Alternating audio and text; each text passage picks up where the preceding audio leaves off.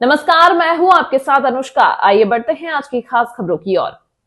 उज्जैन के नजरपुर पनबिहार रोड पर रविवार देर रात एक दर्दनाक सड़क हादसा हुआ जिसमें दो बाइक सवार दोस्तों हर्षवर्धन सिंह और रवि पाटीदार की मौत हो गई। दोनों नजरपुर के रहने वाले थे और पानबिहार की ओर जा रहे थे, तभी मारुति वैन ने उन्हें टक्कर मार दी। घटना के बाद ग्रामीणों ने मारुति वैन को आग के हवाले कर दिया। पुलिस ने मामला दर्ज कर लिया और जाँच शुरू कर दी है। मारुति वैन चालक फरार है, जिसकी तलाश पुलिस कर रही है। आगजनी की घटना के बाद फायर ब्रिगेड की गाड़ी ने आग पर काबू पाया। दोनों युवकों का पोस्टमार्टम उज्जैन के जिला अस्पताल में किया गया है। मारुति वैन में करीब 1 लाख से अधिक के कपड़े रखे हुए थे जो जलकर खाक हो गए। हर्षवर्धन सिंह और रवि पाटीदार बचपन के दोस्त थे और साथ में खेले पढ़े और अधिकतर समय साथ ही बिताते थे। दोनों के पिता खेती करते हैं। घटना की जानकारी मिलते ही परिजनों में शोक की लहर दौड़ गई।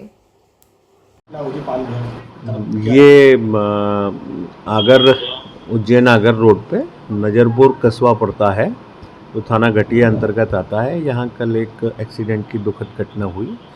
इसमें एक 4 व्हीलर द्वारा एक बाइक सवार को जो है टक्कर लगी, जिसमें मौके पे ही 2 नवयुवकों को मृत्यु हुई है। पुलिस ने इस संबंध में अपराध कायम किया है, जिसकी विवेचना की जा रही है। सर, एक वीडियो सामने आ रही है। इस संबंध में पूरे घटनाक्रम की जांच की जा रही है और वैधानिक कार्रवाई की जाएगी।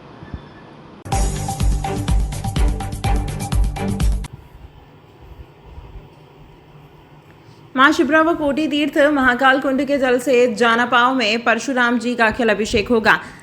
पंडित चतुर्वेदी अखिल भारतीय ब्राह्मण समाज नगर जिला उज्जैन पदाधिकारीगण तथा महिला इकाई तीर्थ इकाई, महिला स्वरोजगार मंडल इकाई, महिला तीर्थ इकाई, परशुराम वाहिनी इकाई, ब्राह्मण समाज अधिकारी कर्मचारी संगठन, सेवानिवृत्त कर्मचारी संगठन, उत्सव प्रकोष्ठ आदि पदाधिकारीगणों की बैठक आगामी जुलाई माह की जानापाव परशुराम जन्मस्थल यात्रा को लेकर दिनांक 5 जुलाई 25 को सायकाल 5:30 बजे सावन भादो बिजासन माता मंदिर PHE ऑफिस चामुंडा माता चौराहा उज्जैन पर अखिल भारतीय ब्राह्मण समाज राष्ट्रीय अध्यक्ष पंडित सुरेंद्र चतुर्वेदी, महामंत्री पंडित तरुण उपाध्याय, जानापाव यात्रा प्रभारी पंडित रामेश्वर दुबे, महिला इकाई प्रदेश महामंत्री श्रीमती इंदिरा त्रिवेदी की उपस्थिति में रखी गई। वहीं कोटि तीर्थ कुंड महाकाल के जल से अभिषेक करेंगे। साथ ही संपूर्ण प्रदेश के विभिन्न अंचलों से सभी विप्र ब्राह्मण जन अपने अपने क्षेत्र की पवित्र नदियों एवं सरोवर का जल लेकर साथ आएंगे और भगवान परशुराम का प्रदेश की सभी पवित्र नदियों के जल से जलाभिषेक करेंगे। बैठक में नगर अध्यक्ष विनय कुमार ओझा, अनोखेलाल शर्मा, अरुण शर्मा, शैलेश दुबे, दिनेश रावल, योगेश शर्मा, महामंत्री अमित मिश्रा, वसंत त्रिवेदी, सुरेंद्र शुक्ल, राजेंद्र तिवारी, पुरुराज पाली, सुरेंद्र कुमार गौड़, महेश त्रिवेदी, राकेश शर्मा, ईश्वर दयाल अग्निहोत्री, बालकृष्ण जोशी, श्रीमती ममता उपाध्याय, श्रीमती मंजू व्यास, सतीश शर्मा, CP जोशी, मुकेश त्रिवेदी, यशवंत भार्गव, राजेश शर्मा, प्रणव गर्ग, महेंद्र उपाध्याय, राकेश पाठक, गोपाल त्रिवेदी, पवन जोशी, राजू निम्बालकर, मुन्नीलाल शर्मा, अश्विनी भारद्वाज, कृष्णकांत पंड्या, शिवम शर्मा, अशोक जोशी आदि प्रमुख रूप से उपस्थित रहे। यात्रा है कहाँ से कहाँ तक जाएगी और किसके द्वारा निकाली जा रही है? अखिल भारतीय ब्राह्मण समाज वर्षों से भगवान परशुराम की जन्मस्थली जानापाव की यात्रा पर सभी विप्र ब्राह्मण जनों को एकत्रित करके और भगवान के परशुराम के दर्शन करने का प्रोग्राम हमेशा बनता रहा है हर वर्ष। इस वर्ष यह कार्यक्रम 20 जुलाई को होगा। 20 जुलाई को प्रातः सुबह 7 बजे यहाँ मृत्युंजय धाम महाकाल जो नाना खेड़ा पर है, भगवान की पूजन करके और यहाँ से यात्रा का शुभारंभ होगा। इस बार इस यात्रा का इसलिए विशेष महत्व है कि यह यात्रा न केवल उज्जैन इंदौर की बल्कि पूरे मध्य प्रदेश की यात्रा है और पूरे मध्य प्रदेश से ब्राह्मण समाज के विभिन्न संगठनों के लोग संपूर्ण प्रदेश से आएंगे। एक दिन पूर्व भी वहाँ पर काफ़ी संख्या में लोग पहुँचने वाले हैं जो मध्य प्रदेश के दूरांचल क्षेत्रों से आने वाले हैं और इसलिए ब्राह्मणों के कल्याण के लिए और ब्राह्मणों का जो एजेंडा है शासन स्तर पर, राजनीतिक स्तर पर, सामाजिक स्तर पर जो उपेक्षा हो रही है, जो ब्राह्मणों को पूरे देश भर में टारगेट किया जा रहा है, ऐसे तमाम मुद्दों को लेकर के ब्राह्मण समाज का एक प्रादेशिक सम्मेलन वहाँ 11 बजे प्रारंभ होगा। जो संपूर्ण मध्य प्रदेश से ब्राह्मण शक्ति के लोग जो वहाँ पर संगठनों के लोग आएंगे, तो वक्ता लोग वहाँ पर ब्राह्मण समाज का 15 सूत्रीय एजेंडा एक हम सब ने किया है, उस एजेंडे के ऊपर चर्चा करेंगे और उसको एजेंडे को सरकार तक पहुंचाने का प्रयास करेंगे। उज्जैन से कितने लोग जाने का हुआ है? उज्जैन से हर वर्ष कम से कम 500-700 गाड़ी से लोग जाते हैं अपने 4 व्हीलर से, तो लगभग हमारा 2000 लोगों की संख्या यहाँ से उज्जैन से ले जाने का एक लक्ष्य है और संपूर्ण प्रदेश भर से तो कम 10,000 लोग वहाँ पर आकर के जाना पावा यात्रा में और उस प्रादेशिक सम्मेलन में शामिल होंगे।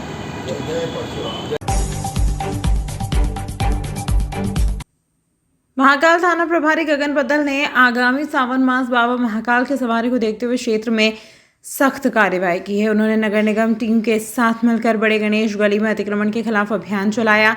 इस दौरान टीन सेट, गुमटियां, ठेले एवं दुकानों को हटाया गया। महाकाल थाना प्रभारी गगन बदल द्वारा ग्राउंड पर रिपोर्टिंग करते हुए अभियान अतिक्रमण मुक्त में 1 घंटा खड़े रहकर व्यवस्था को संभाला एवं अपने दिशा निर्देश पर अतिक्रमण को बड़ा गणेश गली से मुक्त कराया।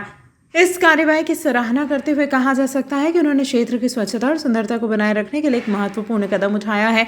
आगामी सावन मास में बाबा महाकाल की सवारी को देखते हुए महाकाल थाना पुलिस ने क्षेत्र में सख्त कार्यवाही की है। इससे क्षेत्र में सुरक्षा और सुव्यवस्था बनी रहेगी और श्रद्धालुओं को किसी भी प्रकार की परेशानी का सामना नहीं करना पड़ेगा। नगर निगम टीम ने महाकाल मंदिर प्रभारी गगन बदल के साथ मिलकर अतिक्रमण के खिलाफ अभियान में महत्वपूर्ण भूमिका निभाई। उनकी इस कार्यवाही से क्षेत्र की स्वच्छता और सुंदरता को बनाए रखने में मदद मिलेगी।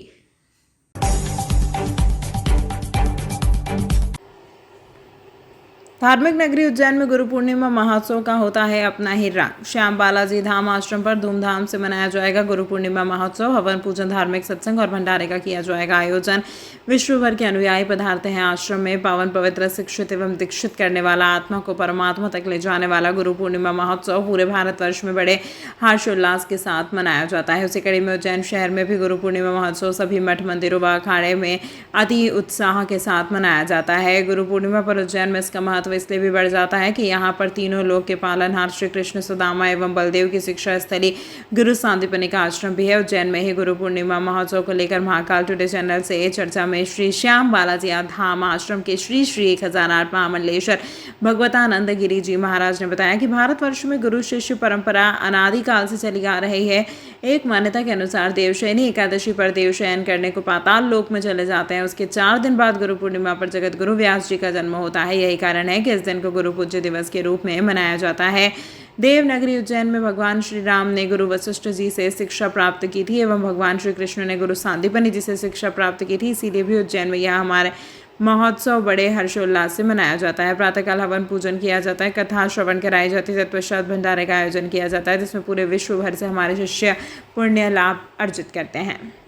गुरु जी, गुरु पूर्णिमा हमारा किस प्रकार से पूरा महत्व है गुरु पूर्णिमा का? 10 जुलाई को इस बार गुरु पूर्णिमा महोत्सव हो रहा है।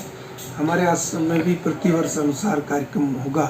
प्रातःकाल हवन होगा और उसके बाद पाठ होगा, इसके बाद प्रवचन होगा और उसके बाद भंडारा होगा। ऐसे करके कार्यक्रम होगा। देवशयनी एकादशी के 4 दिन बाद ये महोत्सव आता है। जब अपने यहाँ देव सो जाते हैं तब सनातन धर्म का संचालन करने के लिए एक अवतार होता है और वो अवतार होता है व्यास भगवान का।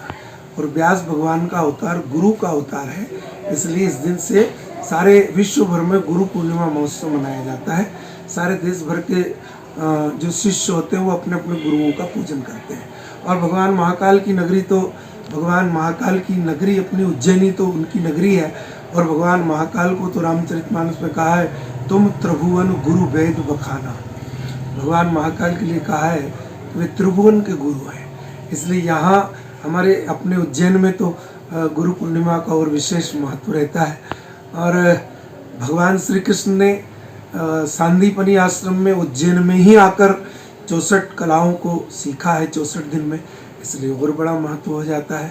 तो अपने यहाँ ये कार्यक्रम प्रतिवर्ष अनुसार मनाया जाएगा गुरु पूर्णिमा का 10 जुलाई को।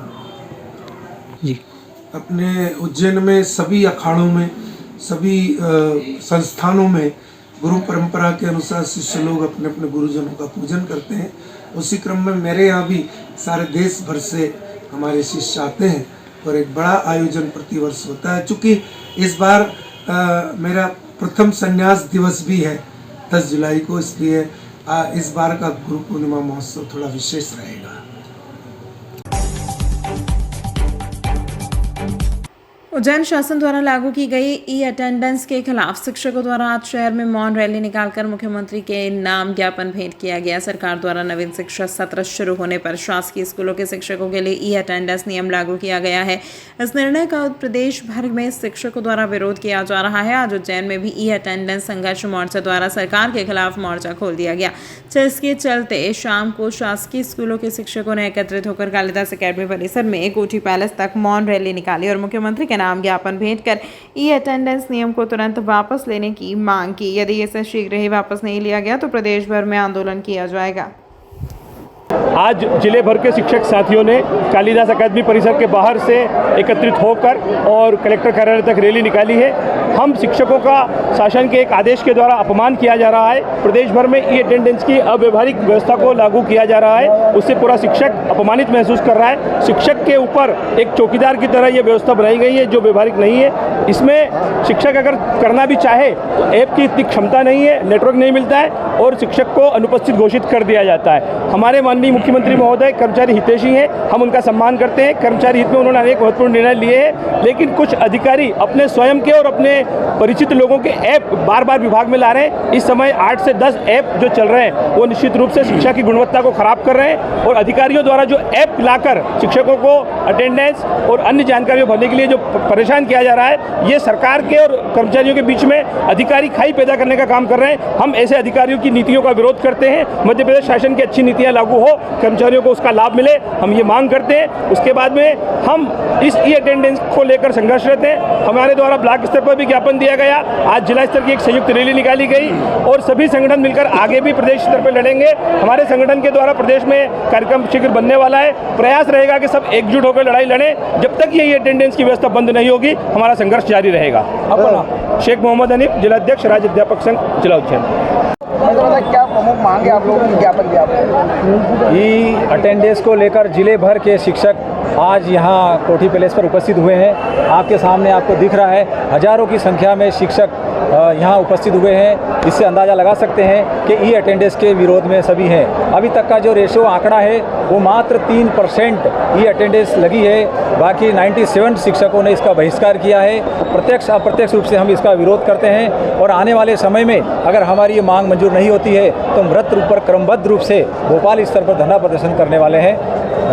डॉक्टर कैलाश बारोड़, प्रांतीय शिक्षक संघ, जिला अध्यक्ष। मध्य प्रदेश शासन के यशस्वी मुख्यमंत्री आदरणीय डॉक्टर मोहन जी यादव के द्वारा लगातार प्रदेश के कर्मचारी एवं शिक्षकों को अनेक प्रकार की सुविधाओं का लाभ दिया जा रहा है, जिसमें हमें पदोन्नति, केंद्र के समान महंगाई भत्ता, गृह भाड़ा भत्ता, स्वास्थ्य बीमा योजना, ऐसी अनेक योजनाओं का हम प्रदेश के कर्मचारियों को लाभ दिया है। परंतु हमारे जो प्रदेश की ब्यूरोक्रेसी है उनके द्वारा हमारे शिक्षक बंधुओं और कर्मचारी बंधुओं की कर्तव्य निष्ठा पर संदेह व्यक्त कर ई अटेंडेंस व्यवस्था का चलन हमारे प्रदेश में किया गया है और उसके विरोध में आज ई अटेंडेंस संघर्ष समिति के द्वारा माननीय मुख्यमंत्री जी के नाम कलेक्टर महोदय को हमने आज ज्ञापन दिया है और इस व्यवस्था को तत्काल स्थगित करने की हमने माननीय मुख्यमंत्री जी से मांग करी है। हमारी माननीय यदि मांगे नहीं मानी गई है तो हम प्रदेश स्तर पर आगामी दिनों में आंदोलन प्रदेश स्तरीय करेंगे।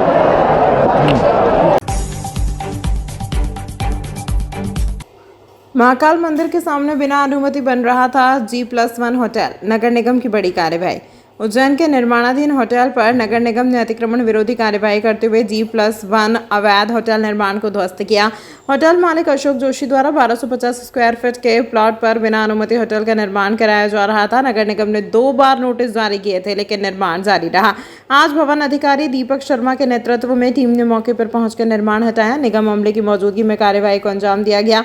नगर निगम ने साफ किया है कि बिना अनुमति कोई भी अवैध निर्माण बर्दाश्त नहीं किया जाएगा। कार्रवाई की गई आज महाकाल द्वारा बिना अनुमति G+1 निर्माण किया जाता है।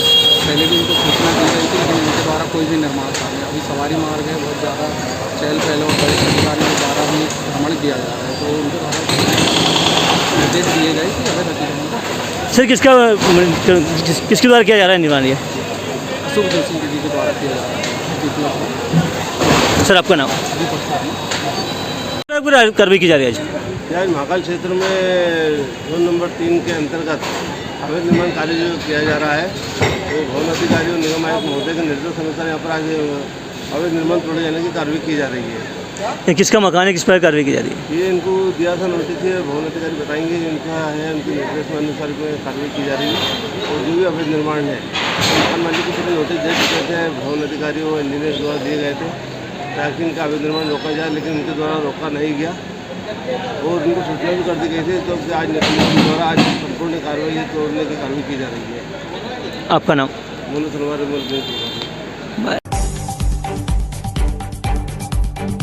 मध्य प्रदेश कार्य भारतीय कर्मचारी एवं दैनिक वेतन भोगी श्रमिक महासंघ भारतीय मजदूर संघ द्वारा अपनी 13 सूत्रीय मांगों को लेकर मुख्यमंत्री के नाम दिया कलेक्टर को ज्ञापन।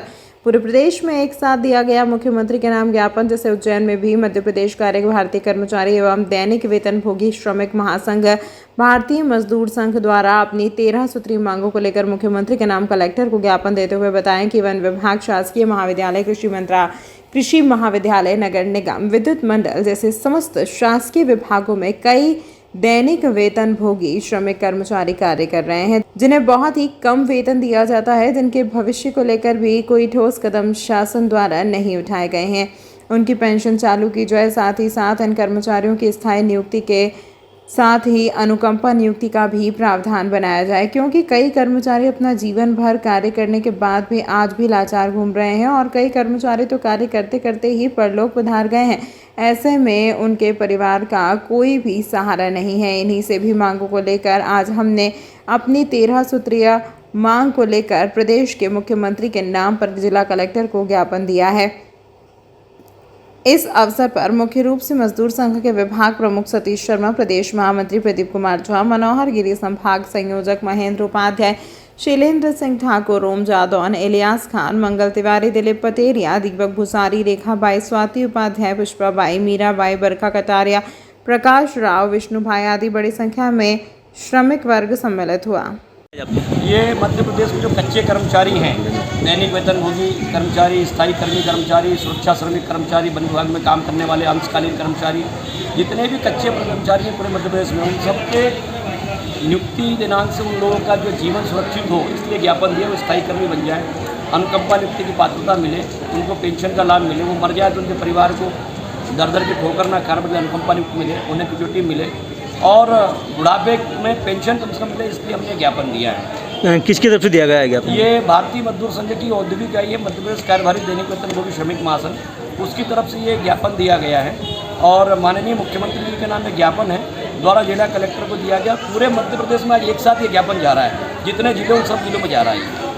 आपका नाम? मैं प्रदीप कुमार झा, प्रदेश महामंत्री मध्य प्रदेश कार्यभारी दैनिक वेतन। दिया है, क्या मांगे को लेकर दिया है? ये मांगे हैं दैनिक वेतन भोगी कर्मचारी के लिए, स्थायी कर्मियों के लिए। आज प्रदेश में सभी कार्यालयों में जितने भी कर्मचारी हैं दैनिक वेतन भोगी, सभी समस्याओं से जूझ रहे हैं। शासन ने दैनिक वेतन भोगी कर्मचारियों के लिए एक व्यवस्था की थी स्थायी कर्मी की, लेकिन आज भी अनेक कर्मचारी हैं जो दैनिक वेतन भोगी बने हुए, उन्हें स्थायी कर्मी का लाभ अभी तक नहीं दिया गया। ऐसे करके 13 सूत्रीय मांग यहाँ पर हमने माननीय मुख्यमंत्री जी को यहाँ से प्रेषित की है। आपका नाम? महेंद्र उपाध्याय, संभागीय संयोजक, भारतीय मजदूर संघ, दैनिक वेतन भोगी श्रमिक महासंघ इकाई।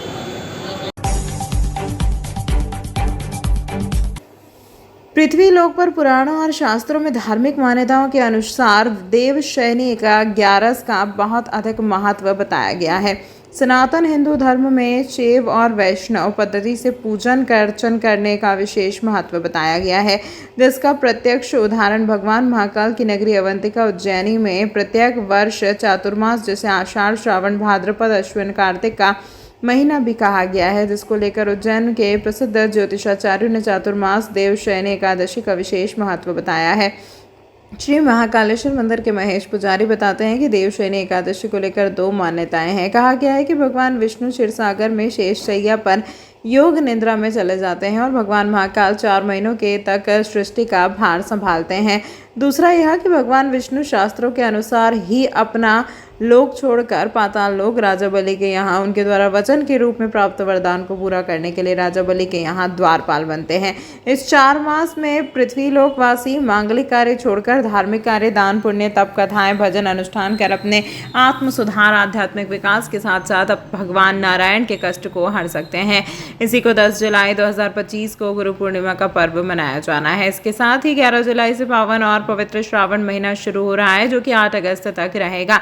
इसके साथ ही उज्जैन के राजाधिराज बाबा महाकाल की पावन पवित्र सावन भादो मास की सवारियां भी निकाली जाती हैं। गुरु जी, एक देवशून्य एकादशी हो चुकी है, इसका क्या महत्व है? चतुर्मास में किस प्रकार आराधना की जाती है? देवशून्य 11 अरे ऐसी मान्यता है कि देवता जो है वो निद्रा में चले जाते हैं विष्णु का। तो निद्रा में जाना का तो एक सवाल नहीं है, इसका एक बहुत ही अच्छी कहानी है और शास्त्रोक्त कहानी है। ये चातुर्मास जब होता है तो चातुर्मास में 4 महीने भगवान विष्णु अपना लोक छोड़कर पाताल लोक में बलि के यहाँ जाते हैं और बलि के यहाँ वो अपने जो संकल्प और जो बलि ने वरदान लिया था उसका निर्वहन करते हैं। इसलिए देवशयनी 11 कहा जाता है कि देवता अब 4 महीने सो गए हैं और 4 महीने किसी भी प्रकार का मांगलिक कार्य नहीं होगा। लेकिन जब भगवान किसी के कष्ट होते हैं, जैसे हमारे यहाँ सूर्य ग्रहण और चंद्र ग्रहण पे जो कष्ट होता है, तो उसके निवारण के लिए सारे संसार में सभी प्राणी भगवान से आराधना करते हैं, पूजा करते हैं, देवालयों में मंत्र जाप करते हैं, जिससे उनका कष्ट दूर हो। इसी प्रकार से चातुर्मास जो मास है वो भगवान विष्णु के ऊपर जो संकल्प का भार है, जो उन्होंने वरदान दिया है बलि को, उस भार से वो मुक्त हो जाए, इसलिए चातुर्मास के अंदर यज्ञ, यज्ञाति, दान, पुण्य और कथा आदि इत्यादि धार्मिक कार्य करने का महत्व होता है, जिससे भगवान विष्णु का वो कष्ट मुक्त हो और पुनः वो अपने धाम को आ सके।